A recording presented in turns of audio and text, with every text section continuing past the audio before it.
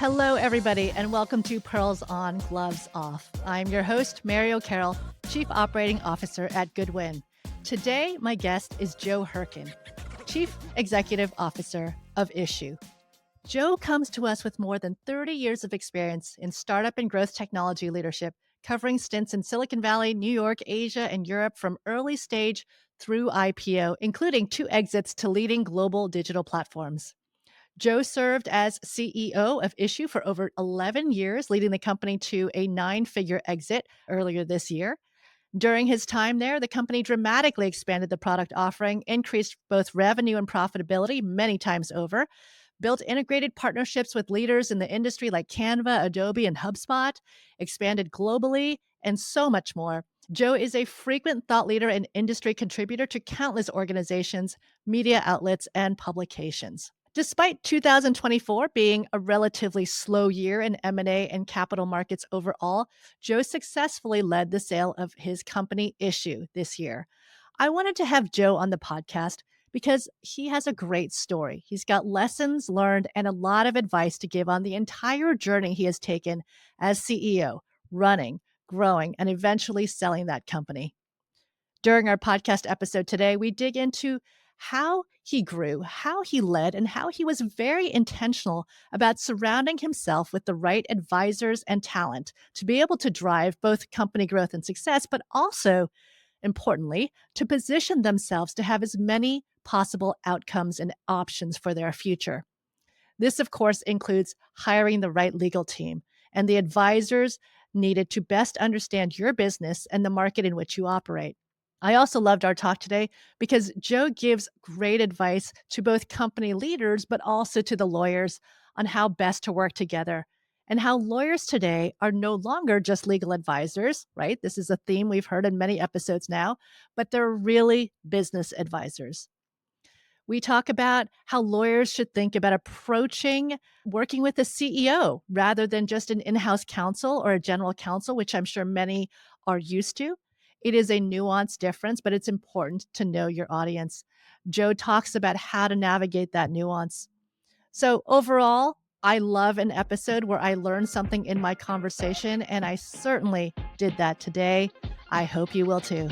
Joe, first, congratulations on the recent sale of your company. That must feel like a huge accomplishment. Yes, thank you. I really appreciate it. It was a big team effort and really nice to have completed it. It's particularly in this current challenging environment. Yeah, no kidding. I mean, as Yeah. someone who lives and works in Silicon Valley, I know that's probably like a life goal of so many founders and people at startups that I come across. I'd love to hear kind of the story about your time at Issuu and how the sale of the company kind of came about and the journey that you've had there. And then we can go a little bit into your background too, because I know this is something you've done several times. In terms of a life goal, I think when you're a CEO of a tech startup, you've got 4 outcomes, right? Yep. You can go bankrupt, Yep. you can get sold in a fire sale deal, you can get acquired and a really good positive outcome, financially positive outcome for the customers and the product, or you can go public.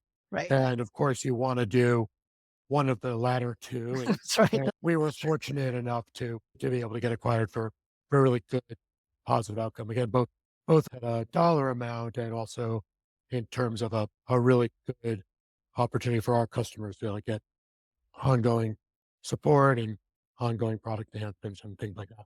Tell me, because you were not the founder, you got brought into the company, you were running it for some time.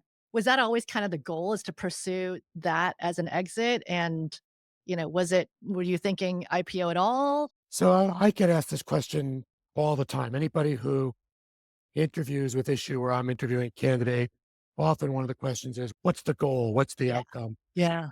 What I've discovered over the years is any CEO that can specifically tell you what they want the outcome to be is either lying or foolish Hmm. because, you can't create, build, and run a company for a specific outcome because there's so much that is out of our control. Right. If you asked any CEO, tech CEO or otherwise, in November of 2019, give me the top 50 things on your priority list for 2020.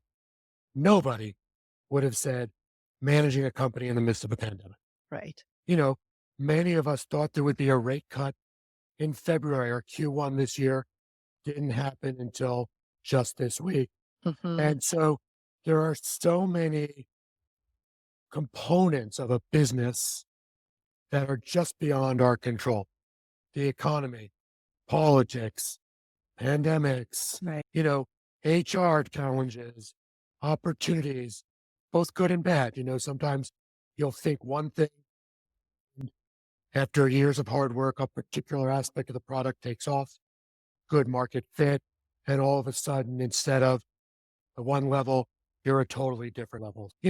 Again, I think what I wanted and what every tech CEO wants is a positive outcome. And the foundation of a positive outcome is a product that is really valuable to the people who need it, for whom we're building it, and in a market that's massive. Hmm. So you have to have that combination of delivering real value with the product you have and a big enough market. And then I think the third thing is a set of customers that rely on that product in a way that they're building their business around it, often in association with other products as well. But if you have that environment in place, then you set yourself up for options. And one of the options is an exit. And I think every VC funded company, it's part of it. It could be we're going to go buy a number of companies and create a roll up. And in that, we create an exit or standalone exit in one form or another. So I think it's more nuanced than just saying, at least for me, that the goal was a specific kind of exit because it's impossible to predict so many of the challenges that get thrown at us in the midst of running a company.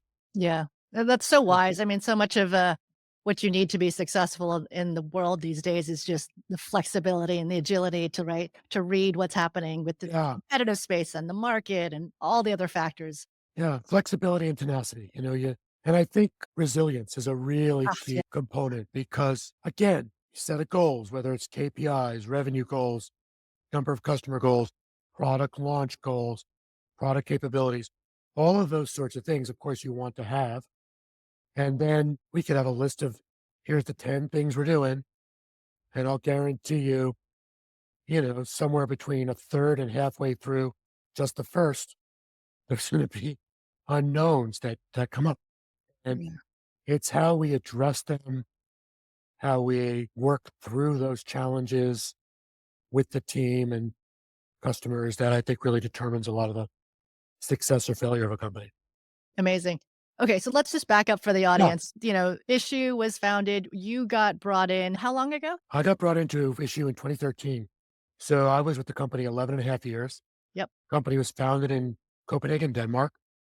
And I got brought in early 2013 with a focus on expanding and growing globally, expanding and growing the partnership ecosystem. And also, we flipped it to a US entity from a Danish company. So there was certainly complexity in that. But for me, part of the rationale for that is I have decades of experience in Silicon Valley and with US company. I don't know anything about Danish law. It's fine running a Danish company. There's no challenges there. But I didn't know anything about those elements. And I wanted to make sure that I was able to come in and hit the ground running in an environment that I was familiar with so that I could make the most positive contribution to, again, to the business, the team, customers, the product. Yeah. And this is not the first time that you've kind of been in this rodeo, right? Issue is actually the third company where I've come in as a CEO. The first one was sold to Alibaba. The second one, I was there for about a year and a half, and that also ultimately had an outcome after I departed. And, it was again, an opportunity where a really nice foundation had been laid, and it was time to drive the business forward and really enhance the foundation that was in place with real growth trajectory and focus. Great, great. And so now you've had at least 2 experiences with M&A. I guess my question for you is, how do you know when you're ready to pursue that exit? Did the opportunity just come up? Do you have thoughts on how do you put yourself in the right position to at least have more options? You know, on one hand, what I said earlier is as a CEO, you can't just say, I'm focused on this outcome because you'll execute often for the wrong reasons. You want to focus on great product, big market, being able to grow and having a good team. Exactly. At the same time, you always want to be ready for an exit. So it's two sides of the same coin. And, certainly one of the things that we did at Issue is spend time identifying in the event that an exit was time appropriate, identifying who are those folks and really getting to know them. Who are the right strategic players? Who are the kinds of PEs, financial backers, sponsors that are the right kinds of fits for your company? I'll come back to that in a minute. One of the things that I think is important to keep in mind for everybody as they're thinking about an exit, so many CEOs, CFOs, leadership in the tech world think there's a huge number of exit opportunities for us. We think there's, you know, a dozen, 20 strategics. We think there's three or four that are really the right ones, but then we think there's 20 more or more Hmm. strategic. We think there are dozens of PE firms, especially once we're at a certain size. And you have to build relationships with all those folks. The list should be long for a couple of reasons. The first is building those relationships and understanding what they are looking for, and then comparing that to what everybody else that you're talking to is saying will help you understand, okay, here are the key themes. These are the 4 or 5 things that a company like us is going to need. So if I talk to 15, 20 PE firms, even if they're not necessarily right, the kinds of things they're going to say, they'll start to be patterns. Same thing with strategic. On the strategic front, it takes way longer to build those relationships. It's very rare that a strategic will swoop in without having some kind of relationship. So one of the key reasons for moving Issue to Silicon Valley was to start building those relationships with the right kinds of content, SMB oriented, you know, digital tools, efficiency kinds of businesses. And then you have to start building integrations with them. But I'll talk, if we talk a little about the integrations and having sort of the readiness piece. But what's interesting is in this list of 20, 30, 50 ideal, perfect acquirers, I think in almost every instance, it boils down to 3 to 5 where there's really going to be some traction and Hmm. momentum. And that doesn't mean that the remaining 20, 30, 40 are not appropriate. It just often means in that time frame when you are ready for a sale to happen, they may not be. There might be an acquirer with whom you've built a really good relationship over a number of years that is already looking at buying something else, not even competitive, but that's what they've got the bandwidth for. Or may have just bought something, or the primary person in the company got sick and is Right. out for 3 months, or Right. whatever. On the PE side, one of the things that I learned, there were dozens of PEs super interested in Issue over the years, and we would start to dig into things. And Issue was a company that was, as we were a self-service product-led growth business, and we catered primarily to SMBs, agencies, smaller businesses. And so what you need to find is buyers who understand that category. Hmm. So many buyers initially would be very positive about us. They would evaluate us or look at us through the lens of a huge 5 million, multi-million dollar deal enterprise kind of company. We're not. And so it's important right in the beginning to start to understand, here's my lane. Here's what we're good at. These are the kinds of buyers who understand this. And that limits things very quickly.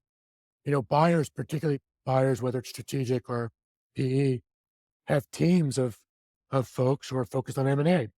And so they want to talk to you. So you can get lots of attention. It's important to narrow it down quickly to here are the folks that understand our business, understand our metrics, understand and evaluate our metrics. And then here are the strategics and start to pursue that. In answering the question that you started this off with, is how do you know? I think there's a mythology that says companies get bought, not sold, and I think it's really a combination of the two. I think you want to always position yourself for a buyer to want to buy. And then you have to start identifying if we were to get bought, here are the folks who could and build those relationships. And so in our case, there were a range of different contributing factors. We we ran Issue profitably from 2016 to 2020. Then we made some investments in innovation and growth, and then started running it profitably again last August, so August 23. And we were on a nice growth trajectory. We were back to profitability. We had surpassed 30 million in revenue, and we were starting to get people coming to us asking about our interest in getting acquired. So we started to get some interest. And then the other thing actually that was interesting for us is it also seemed like there was going to be a rate cut in the beginning of this year, which would be an indication that the buyers would be, there'd be way more buyers and more people interested, both because debt becomes cheaper for purchase, but also because strategics start to, open up more in that kind of environment. So we timed things based on profitability, growth. We had really nice deep integrations. Product was in the best shape it's been in. And we thought the environment would be really good. The environment part didn't happen in the way that we expected, but we still got we still got good offers and decided to move forward. Awesome. I think you also always want to be in a position where you can say no. Yep. And that was important for us. Again, being a company that was growing, profitable, we, in the same way you want to have choices about what your exit is, you want to try to have the company positioned to have choices about whether you say yes or no. Absolutely. Yeah. You want choices in all your paths, and more options are always better. Along the way, of course, I assume you would need to surround yourself with the right types of advisors and Yeah. counselors and, people who can not just facilitate the growth of the business and the running of the business, but helping you think about the Yeah. future and Yeah. your options. How did, lawyers fit Yeah. into your past, and what role do they play? So we used Goodwin as our lawyer and, you know, all disclosures aside, super happy with the Goodwin team, with Larry Chu and the team who really helped us. And then on the banker side, one of the interesting things about us is we had multiple, once we started getting offers and people had interest in prior to offers, but once we started to get real interest, we spent time identifying a bank. We worked with a firm called Lightning Partners. And so in both of these instances, in the same way that I spent time with potential acquirers and potential partners, over the years, I spent time with bankers and lawyers to really understand when the time is right, who do we want to work with? In the case of the banker we work with, Lightning Partners, they had done deals in and around our space on multiple occasions. They were a mid-tier bank. We had some of the biggest banks in the world wanting to work with us. I felt like, one, they were quite expensive, but more importantly, I knew, while we were a nine-figure deal, we weren't a multi-billion dollar deal. And I was concerned that some of the bigger players might get bored with us as things progressed. So I think identifying in the same way you want to make sure that the buyers understand, you want to partner with, on the banker side, people who get your opportunity that you're going to go for within a range. On the legal side, Larry and I got to know each other 8 years ago. We had Goodwin as our corporate counsel, partly because I think you want to have a very good overall legal firm to help with all the different elements of the business. Also, because I think when you sell, having a legal firm with you that knows the business, Larry Chu, Catherine, we're in our board meetings. Larry's in our board meeting for 6 years. Mhm. And so he knew the challenges we had. He knew the opportunities. He knew where we were as a business. He had a sense of what the right timing might be. I think the other thing is you want to have advisors, and particularly in the case of someone like Goodwin, who has really good pattern recognition and knows what's happening in the ecosystem. All of that is getting ready, right? Yeah. So when serious interest starts to build, and then you start to move into talking about term sheets, this stuff happens really fast. Yep. And there is massive amounts of data and documents and information that needs to be part of the due diligence process. That's not the time to go bring in legal resources. So Exactly. we had the team ready to go. We raised money from VCs. We had some debt financing. We were an interesting company. We're a US based company. We had a subsidiary in Denmark with sub subsidiaries in Germany and Portugal. And if I'd brought in a lawyer even 6 months or a year before the sale, they would have to learn all that stuff. Mhm. Mhm. Instead, Goodwin had done all that stuff for us. That accelerated the process and made things more efficient. The other piece is I think we underestimate the value of lawyers in the deal itself. So in our case, we had lawyers who knew a number of the potential buyers in our ecosystem, and they could have some conversations with them. Larry was able to help think through elements of the deal based on the business itself, what other buyers might be looking for, could help us talk to potential buyers, dealt with the buyer's lawyers before. So that level of familiarity with us as a business, with the ecosystem, with the buyers, with the lawyers, with the due diligence, made the process more efficient.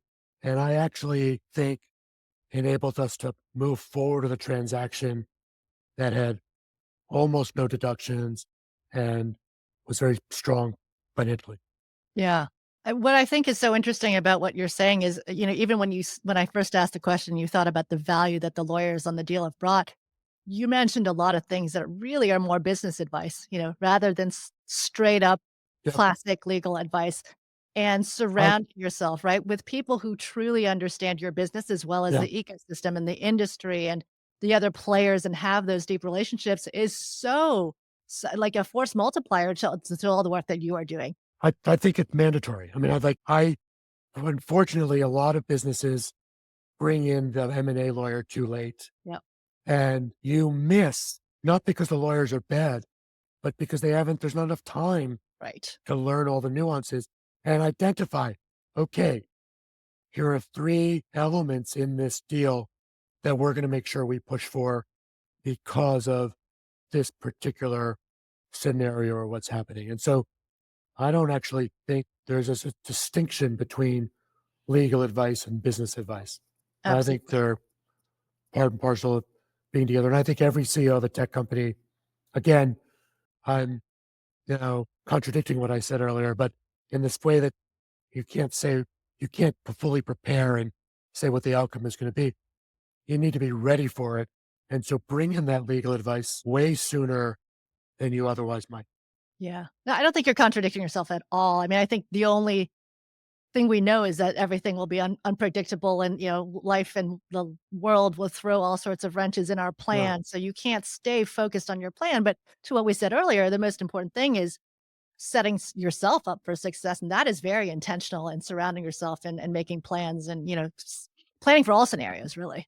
I think the number one job of a CEO is to limit distractions for the CEO and for the team. Yeah. Often it's said the number one responsibility of the CEO is to make sure the company has money, but running out of money is a distraction. And so in limiting distractions, aligning yourself with strong advisors who themselves can do multiple things, really valuable. Then you have input. Then you can make choices. Right. Okay, so that's great, and I think a lot of folks who are new to working with lawyers, law firms, and such will look around and go, "They're all the same, right? These people are all the same. Every firm is the same," but they're really not, and it might be hard to figure out how to separate the good from the mediocre. How do Yeah. you go about determining what is great? How do you find these great lawyers that you've been successful with in your past? So first of all, there are well-known successful law firms, right? So if you're in the tech world, you have a choice of folks to work with. I think ultimately it boils down in many cases to the lawyer, the person Mhm. you're working with. Absolutely. It's the same about raising venture capital. You can raise from very established, known VC firms, and the person, the human being you're working with matters a lot. So I believe generally we love in this ecosystem we live in to talk about lawyers and VC and AI and technology and all the different buzzwords that spew out of our mouths all the time. At the end of the day, we are building products that are used by human beings that are used by human beings. And it's the same thing with legal advice. We're working with human beings. And Mhm. so I think the first piece is, do they have a track record? Have they done this stuff before? Throughout my career, I've been doing tech for well over 25 years at this point, and I'm not a lawyer, but I've been in situations where the lawyers I've worked with knew less about a particular legal deal than I did. And I don't want to be a training ground for an advisor. I'm okay if there are junior people on the deal, but I want to make sure that who I'm working with has clear pattern recognition, has done this before, has done deals of the kind of size that makes sense. If I'm working with a lawyer who's only done, who's an amazing M&A deal, I'm an M&A lawyer, but they've worked in shipping in Asia and done multi-billion dollar deals, they're not right for me. So pattern recognition, familiarity with the space, what's the track record look like? And then who are they as a human? Can you connect with that? Because you're right, there are so many people to choose from. Different people will resonate with different people. And, I think in our case, that human connection mattered a lot because it then sort of motivates both people to give even more, to contribute even more. And you don't always know. So it's also part of the reason to bring in the person who you think is right sooner rather than later, so you can get a sense of who you're working with. Again, like in the case of me and Larry Chu, we met, we were at an event, we were both going to get something to drink, and we like bumped into each other and started talking. It wasn't about him becoming my lawyer or him looking for a new client. We talked as people and got to know each other better, and then we met. And then actually when we first met, he spent some time thinking, well, am I the right lawyer for you? Is there someone else in the firm that might be a better fit? And we actually had a couple of conversations about that. Oh, that's fantastic. Yeah. How have you thought about, hiring a law firm, someone like Larry, externally versus hiring a general counsel to do the work? And I know you had legal team members. You Yeah. didn't have a specific general counsel. What was the thought process there? So and I think size of the company has something to do with this. I think in our case, we did have internal legal folks and they focused on particular aspects of the business deals, those sorts of things. And we're very strong in that area. In the case of actually the M&A side of things, I think like the bottom line, it is a lot of work. Yeah. It's a Yeah. lot of work. I've been doing this a long time. And in this process, there were documents that were required that I'd never heard of. And there's new regulations that come out. And so having a firm that specializes in this stuff, again, I keep coming back to this notion of reduced distraction. Even if we'd had a really great seasoned internal counsel who had done multiple deals, if you have an internal counsel, by definition, if they've been with us for 5 years, how many transactions have they done in the last 5 years? Zero, right? So it doesn't mean it's not a negative on them at all. What you need is people who are in this all the time. Yeah. And in the case of Goodwin, I mean, I'm not sure there's a law firm globally that's done more M&A deals. And so a lot of you know, for us, you can use internal counsel, you get all the top level stuff easy. Where deals go wrong is often in the stuff that's in the weeds Mhm. that we're not anticipating or hasn't been properly understood or properly thought through. And that's where having a seasoned lawyer as part of the process works and having a team as part of the process. It's also hard just to have one lawyer. So on that, my background, I've worked at firms, I've worked in-house with legal departments, I've counseled many GCs and CLOs, but firms and outside counsel typically get hired by legal departments. They're used to working with lawyers as their clients. Yeah. That's obviously not the case when you're working with the startup and that team doesn't exist. Yeah. I would imagine it is a pretty different experience directly advising a CEO. How should lawyers be thinking about that when they're working with a CEO? How can they be helpful? How should they, navigate what's different about how they present information, what you know, what you don't know, how to be helpful? That's a great question. A couple of things come to mind. So in my case, the first half of my career was in sales and business development. I guess I've been a lawyer now longer than I was in those roles. But in those roles, I interacted with legal all the time, Hmm. both internal and external, dealt with contracts, deal contracts.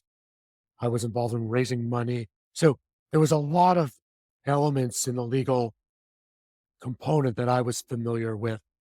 And so I think it's important for lawyers to actually ask the CEOs, what's your experience in the legal world? Where, and not just ask that straight up, but dig in. Are you familiar with indemnification, liability? Where are the areas that you are going to need the most help? And if a CEO has an answer for that, it probably means they have some familiarity and will know where their strengths and weaknesses are to some extent. And then the lawyers can say, okay, here's how I can help. If they don't have answers, also really good Hmm. because it means they don't have that much information. So I think then a lawyer should start to break things down. Okay, as your lawyer, here are the kinds of things we're going to be working with. Everything from setting up the company, but fundraising, next set of fundraising. Are you thinking about debt? Hey, we've got experts within our firm to talk to you about what that means and how that works.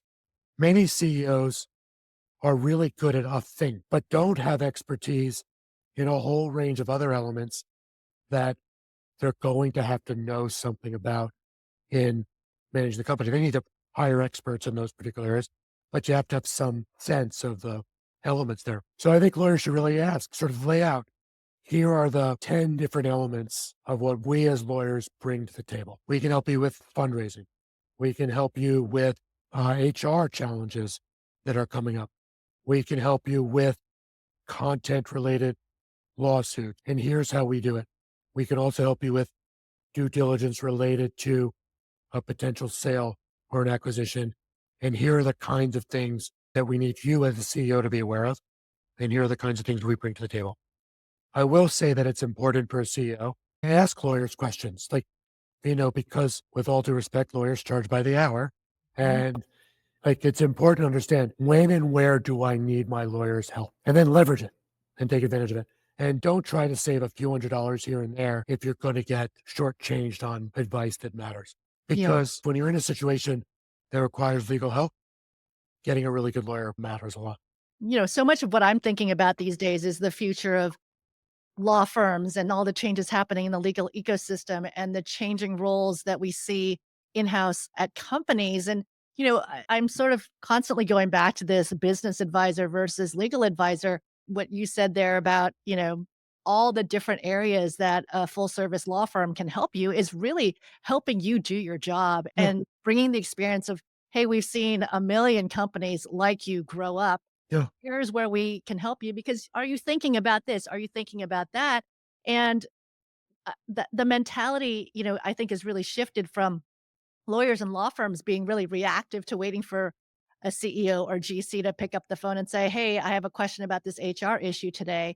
And what I believe the future, if it's not here already, is that the law firm should be thinking about what you need and say, "Joe, I'm going to call you today because I'm thinking this might affect you." So here's a couple of points on that. One is, again, we were working with Goodwin for 7 years. Yeah. Larry sat in our board meeting, so he could sense there were multiple times in a board meeting where he would say, I've got a client who is dealing with this. I'll connect you. Super useful, right? Priceless, right? Priceless, Yeah. super useful. You know, I'll give you another example right now. AI. Everyone's talking about AI. And AI has a whole range of implications. It's not just about whether you are an AI company or applying AI to your product development or the product itself. There's a whole set of elements related to the AI technology. How is it being trained? What are the issues around copyright protection? How is AI interacting? How are your engineers interacting with AI? What's going to happen with AI and open source? A whole set of elements. And so, on one hand, we there are things that are changing a lot in our ecosystem. AI is a big piece of it. Hmm. But on the other, this is one of those areas where having strong legal advice is really beneficial because there are very few issues that are just one dimensional. Hmm. There's often multi. And so having that element becomes useful. I think the other is like most CEOs, most executives, again, throughout their career have been very good at a particular discipline, engineering, marketing, Hmm. sales. And so if the situation is we lawyers wait for the CEO to call, often the CEO doesn't necessarily know what the CEO doesn't know. Yeah. So Yeah. I have plenty of situations where if we waited for me to make the call, it's almost too late. I'd rather be in a position where I'm informed of, hey, Joe, in about 3 months, given what I'm seeing in this situation, you're going to need to call me. And if we wait for the call, often by the time a CEO calls a lawyer, there's been a problem. And again, minimize distractions. Let's address those problems before they come up. And having that interaction with a lawyer can be really valuable. And so I think the best lawyers are asking those questions and helping to feed and anticipate. I Right. always think whether it's a lawyer or an executive, one of the most important qualities is synthesis. Can you start to connect dots, put ideas together? In the example of, hey, we talked about this product development. Here's the roadmap. This product's coming out in 6 months. By the way, lawyer can say, here are 3 things you need to think about. And a CEO can say, yep, we got those two. We know. We built it into the product plan. Wow. That third one I hadn't thought about. Hmm. What are you seeing? And it could be, here are the legal challenges that are going to come up. What I always want to know as a CEO, I want to know the risks. So what's the issue? What are the risks? Because we're constantly taking risks. And most lawyers will say, here's the legal advice I would give you. And you can't run a company based on legal advice. So you run a company based on a balance of the advice, the legal advice you get, and the risks you're willing to take. And there's an evaluation there. And so synthesis around what's happening, what could happen matters a lot. Yeah, so well said. And as I think about your role and as you're talking about, the one thing that CEOs are good at, it is so important to surround yourself with that strong set of advisors and counselors. And you mentioned earlier, you have banks. As I think about banks, they're probably working really closely with your numbers, your financials, your CFO, your budget, Yeah. your planning, your metrics, but they're not seeing the full picture. Lawyers, and used to say this about, GCs and in-house teams advising our internal CEOs, Yeah. are so uniquely suited to have a full picture of the Good ones. The entire good business. ones are. The good ones Yeah, are. the good And ones the are. And that's the skill set that needs to develop for the yeah. future, I think, for the future lawyers. Yeah, and I think particularly early lawyers in the early stage of their career, that idea of my job is not about legal advice. My job is about holistic Yes. business synthesis. And when lawyers understand that's their key role, then they're in a position to be really valuable. And Um, again, like, they're the ones who are in with you on tough HR issues and conversations, your next financing round before that starts, your product advice and the risks involved, internationalization. I mean, the list goes on and on. all You that stuff. always got the lawyers involved there. So they really have as big or as full a picture of the organization as you do. And they start to understand how we as CEOs operate and think. Mhm. So they can start to see our shortcomings. So if we think about HR issues, they can be extremely challenging. And from an outside perspective, you see a particular situation happen, and a CEO may think, I really need this person to do these 3 things. I can't fire them. Is there a way to do this? You know, there's a lot of massaging that happens for good or bad reasons. And often, if it's time to let someone go, particularly for an HR violation, do it. And a lawyer can help you think through that. They can say, hey, here were other examples of this.